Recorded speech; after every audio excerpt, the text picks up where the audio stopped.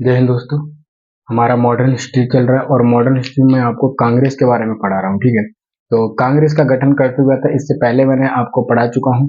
अगर आपने वो वीडियो नहीं देखी है तो आप पहले वो वीडियो देखोगे तो आपको अच्छे से समझ में आएगा, ठीक है।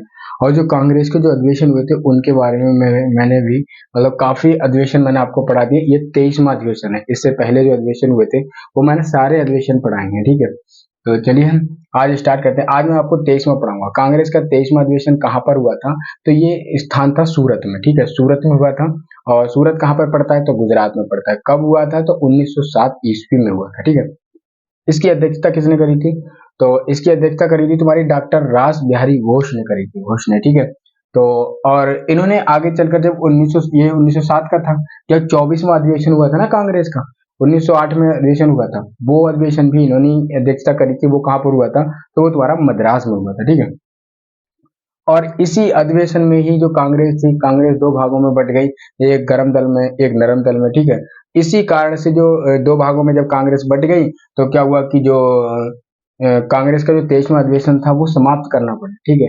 पूरा नहीं हो पाया और इसको अधूरा ही समाप्त करना पड़ा, क्योंकि ये कांग्रेस जब दो भागों में बट गई तो इसको चलाने वालों की मतलब कमी होने लगी। तो इस तरीके से इसको दो भागों में वो इसको रोकना पड़ा, ठीक है, समाप्त करना पड़ा। और इसके बाद डॉक्टर रास बिहारी बोस ने लॉर्ड हेडिंग पर बम भी फेंका था, ठीक है।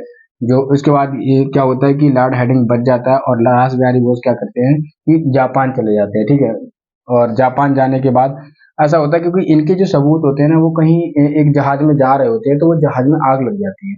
और जापान सरकार क्या काम करती है कि वो सबूत मांगती है इनसे, जो इंडिया के जो भी अंग्रेज होते हैं ना, अंग्रेजों से सबूत मांगती है।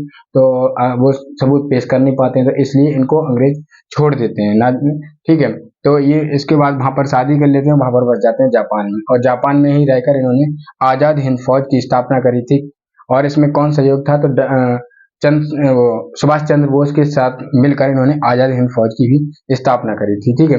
इन्होंने जापान में इंडिया इंडिपेंडेंस लीग की भी स्थापना करी थी, ठीक है। तो ये पॉइंट है जो 23 कांग्रेस का जो 23वां अधिवेशन हुआ था वो, ठीक है। मैं आपको एग्जाम के पर्पज से पढ़ा रहा हूँ और ये पॉइंट वाइज पढ़ा रहा हूँ, ठीक है। तो बाकी मैं अगर डिटेल से पढ़ाऊंगा तो जब हिस्ट्री पढ़ाऊंगा तब मैं आपको अच्छे से पढ़ाऊंगा, ठीक है। तो बस आज के लिए बस इतना ही। जय हिंद, जय भारत।